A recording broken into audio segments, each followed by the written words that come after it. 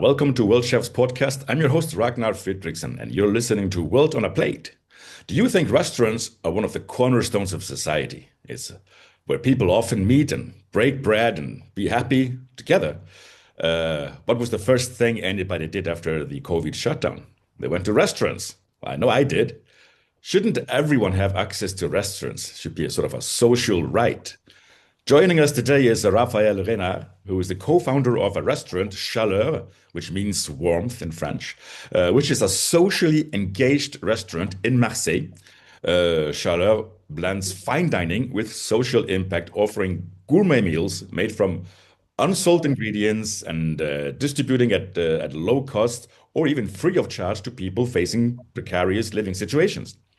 So an idea that worked, that started as an association, Chaleur, has been evolving over many years in Marseille, and recently opened as a professional entity in June 2025. So we are here and very excited to meet Raphael and learn more about his journey. Raphael, thank you for joining us. Thanks for receiving me. So you're busy in the restaurant. I gather you had a busy morning. We had to reschedule. So I guess things are Yeah, happening sorry. very fast. That's okay. That's the world of restaurants. And hey, but thank you again for joining us. And I just want to for you to explain the concept to our listeners, for those who are discovering your work for the very first time. Can you share us the story behind Chaleur? So the idea was born like 5 years ago. I'm a cook since it's been like 15 years since I've been cooking professionally, and every time I quit a job, I was thinking like it's my last time ever in a restaurant because of the uh, hardship and like the conditions we like we are living in. Uh, it's and it was not enough. Like how do you say? Uh, these hard conditions were too much for me to handle for the people I was working for. I don't know if I'm really Yeah, yeah, clear, yeah. but so in the end, I thought, well, I it's the only thing I really love to do, but the conditions are not the ones I want. So I'll try to do my own thing and serving the people I want to serve. So people in precarious situations, and people sensitive to this cause, and do it with the people I want to work with. So that's how the whole idea of Chaleur is born. We started, yeah, 5 years ago, with no, not a penny, and just like when started renting other restaurants on their closing shifts, uh, and and yeah, like little by little we grew, and that's how, yeah, in June, in this June, we could open our own place, uh, and trying to, yeah, to mix people that doesn't come from the same horizons, and try to, yeah, serve everyone with the same conditions. And yeah. Mm. So what would be your customer group today? Is it a very mixed? Some customers come and they pay and they have a beautiful meal. I saw some Instagram photos, some beautiful dishes. And how do you determine like who pays and who doesn't or how much they pay? It works on trust. We just explain to everyone how it works and how we count on everyone's uh, like participation, and the ones that can't, or we're not asking for like any document or anything to prove your situation. If you feel like you can't pay this meal, well, we are open to offer it to you. Uh, and for now, for in 5 years, it's been working like really fine, like this. So I think it's because we do the first step of giving our trust, it pays back really well. Like everyone is playing the game. Mm-hmm. And so typically you have customers who would be paying how much if they were paying full customers? So for a whole meal, it would be around 20 €20 on the lunch shift, and around 40 on the night. Right menu, yeah. And so you managed to with the mixture. I think I saw your article on the BBC actually, and so you say that like 15% of the meals are distributed for free, and so you managed to build that into your business model. Do you feel like that is it's rewarding? It's rewarding business wise as well. Yeah, it is actually. So the as you must know, but the like the uh, cost of the product is not the biggest cost we have to deal with in restaurants. It's more about the human Yeah, I human don't know. capital and uh, yeah, and so the work to do 50 or 60 meals, it's actually quite like similar. You don't have a work cost really bigger, and for the production cost, it's also like not that much bigger. But the reward is, yeah. So everyone is actually coming back when they know why they came in the first place, and what like they're not just having a meal, it's also serving a purpose. So it's actually like a marketing argument, and it works really well, and we like a lot of people are coming back because of this uh yeah, because of this how to yeah, say the, the concept and the unity. So yeah, yeah, you see exactly, community, you see like community connection. You see people a connecting. lot. Yeah, Yeah, yeah.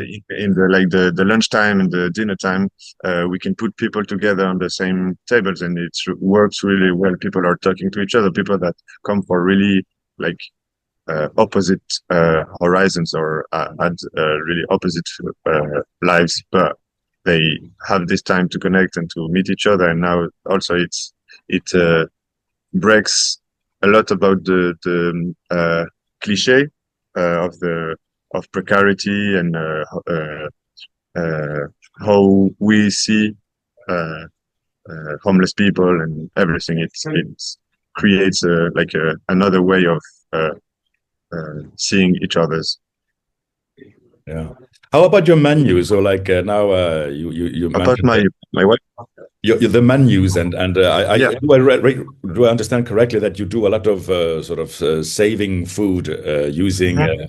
unused. So where do you get like are you working with suppliers to get unsold food or how do you go about? We work a lot with producers of the region, and we are always in contact with each other.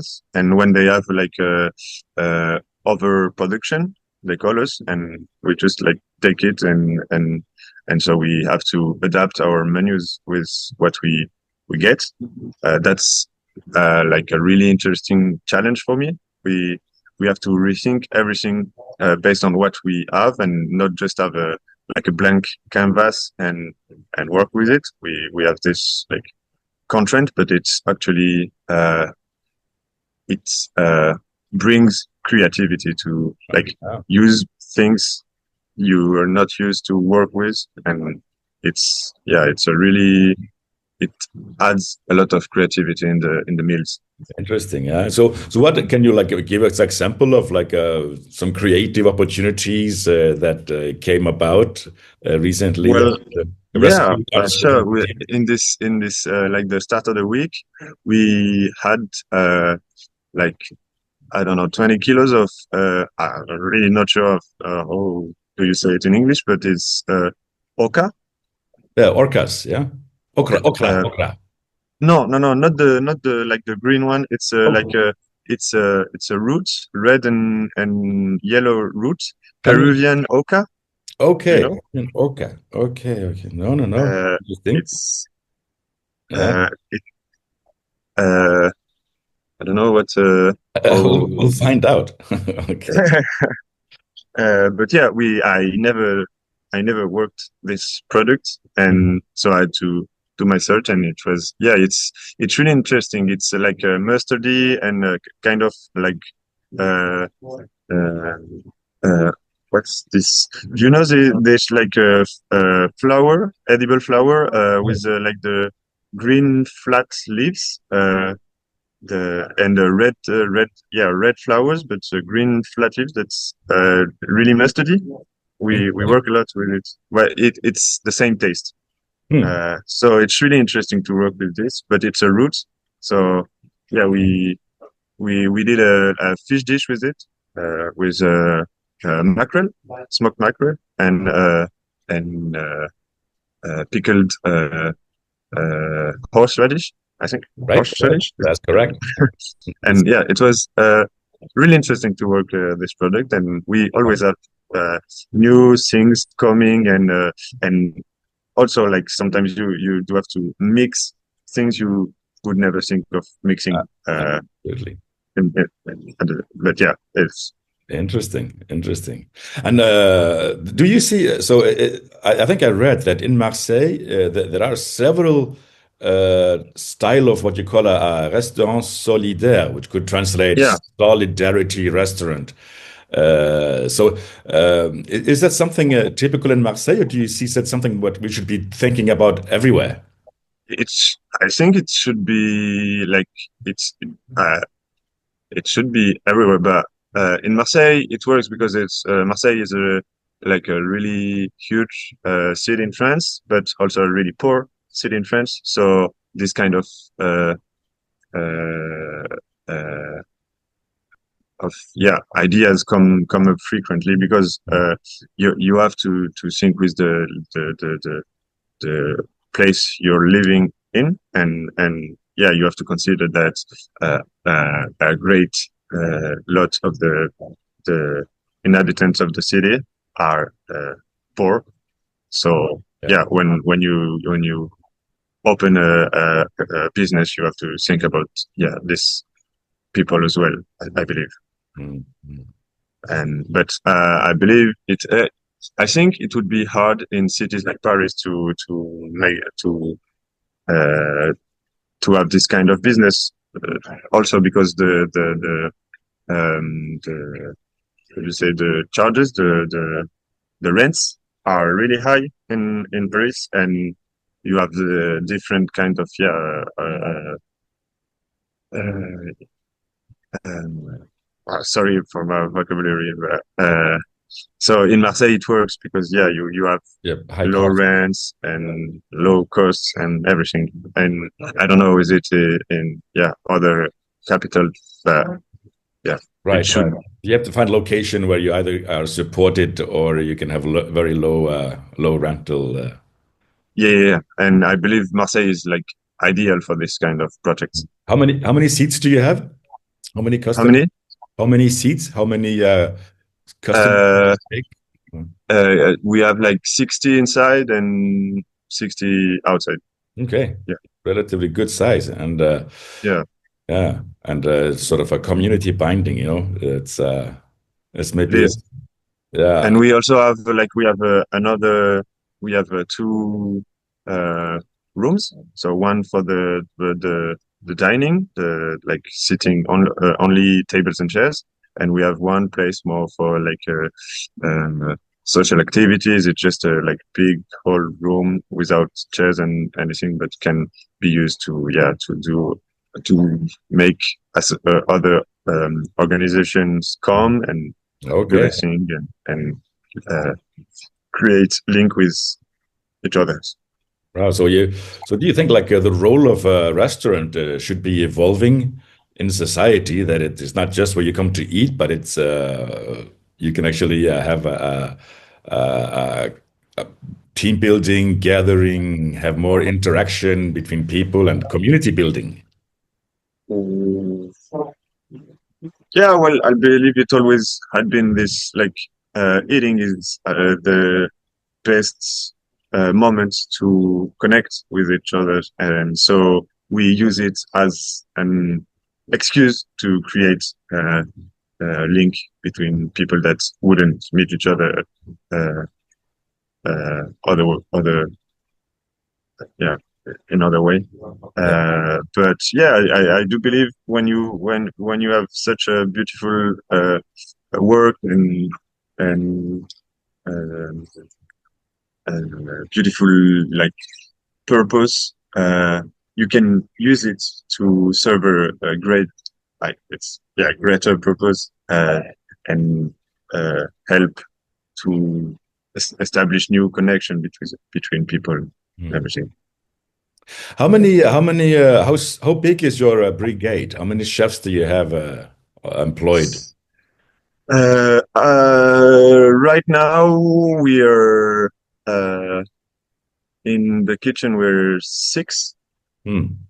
Yeah, yeah, we're six in the kitchen. I have one, or I don't know the terms in English. One, one sous. Is it sous? Yeah, a sous chef. Yeah. So we use Yeah, the French. We use the French term. You can say yeah. the French term. The one sous chef. And then yeah, two apprentice Hmm. and three cooks. Excellent. Right.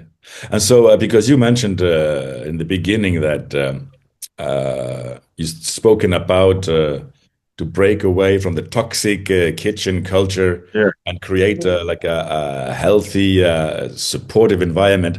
So, how do you see you are managing differently from what you experience as a negative experience? How yeah. do you go about to create a supportive environment for your team? I think the main thing is just to like well uh, learn how to take back from the heat of the kitchen and not communicate during this heat and learn to communicate like to take breath and try to yeah just have uh, appeased conversations Yeah. so and No learn how shouting, to no shouting, yeah and no throwing no shout knives. yeah no shouting with a knife in the hand and things like that, so that's like the first thing. And then also it's about learning how to listen to each other and listen to like what everyone has to bring and wants to bring in the project. And also because we have like a social project, uh, we everyone in it is not just like doing his work, it's also participating to make this project Yeah.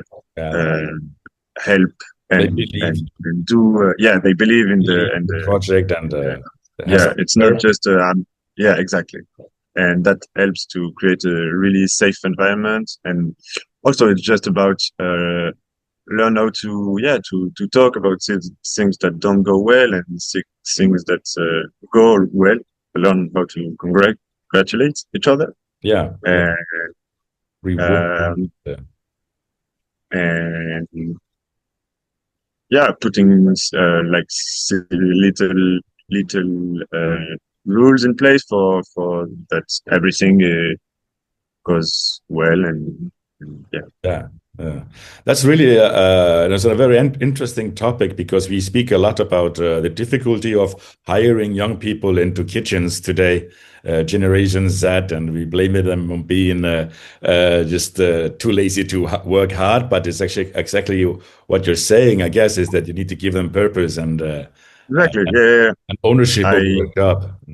and that's exactly why like you know, the team has been following me since like the start of the project since 5 years ago, uh, knowing like why they do this and uh, how it helps us also grow as people.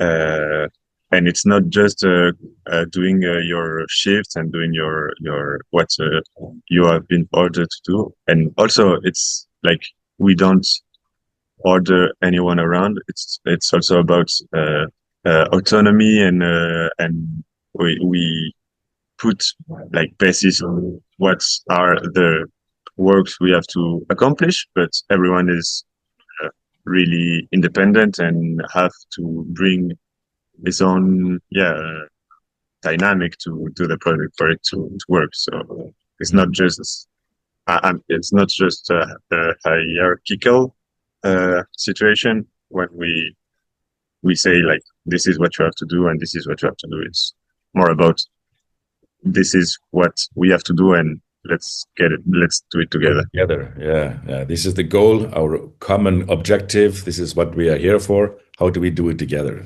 Exactly. Yeah. And so, yeah, amazing story, and yeah, you've done an amazing thing with setting up Thanks. Chaleur. Now it's fifth year, Thanks. and now a real restaurant business that you're running. Do you foresee any expansion? Do you have any sort of what are your hopes for Chaleur in the next year and beyond? Is it? Yeah, the for the next year, I'm just trying to find the status, Yeah. like the project, and then for like probably more year after, I think this idea is really, uh, I mean, we lack this kind of project, at least in Marseille, and even though you said like there was more than one, uh, but it's never enough, or it's not enough right now. So yeah, I would like to open another one, but like bigger, because I think we lack the space to do what we really want to do, and we need a lot of capacity uh, to really embrace the project we want to do. So yeah, and I'd say for 2027, uh, we will think about a new one, a bigger place. Mm. Excellent. Yeah. Now, well, I wish you all the best, and we look forward to we'll Thank you, Ragnar. looking at what you're doing on on your Instagram, and I'll share your Instagram with on our podcast page so people can follow you as well Thanks.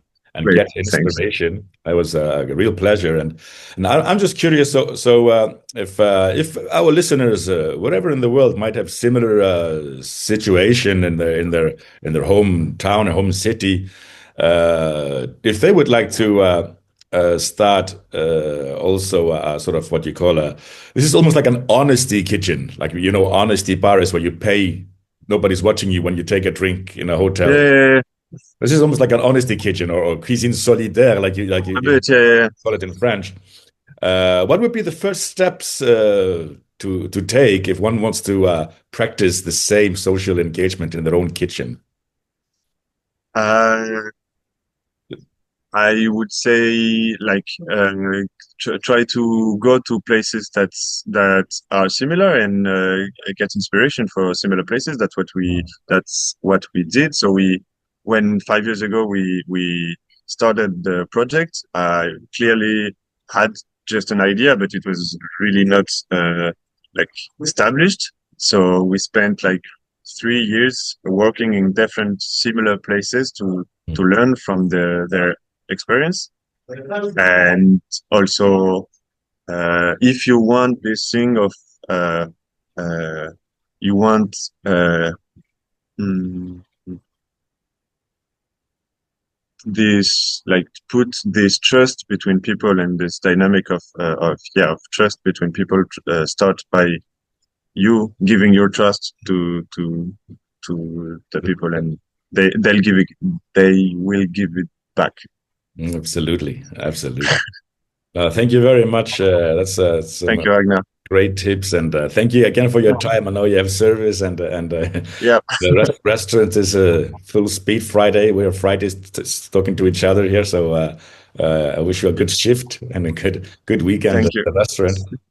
And Thank you. yeah, we'll be in contact, and will be pleasure to follow more at what you're doing. And if people are curious to how they could start up a similar social engaged practice anywhere in the world, well, They I recommend they can come visit you. Just visit me or contact me on Instagram in if Marseille. they are not close. But yeah. Come, come to Marseille. Excellent. Raphael, thank you very much. Thank you, Ragnar. Goodbye. Goodbye. And thank you for listening. You're listening to World Chefs Podcast. I'm Ragnar Fredriksson, and this is World on a Plate. Take care and bye bye.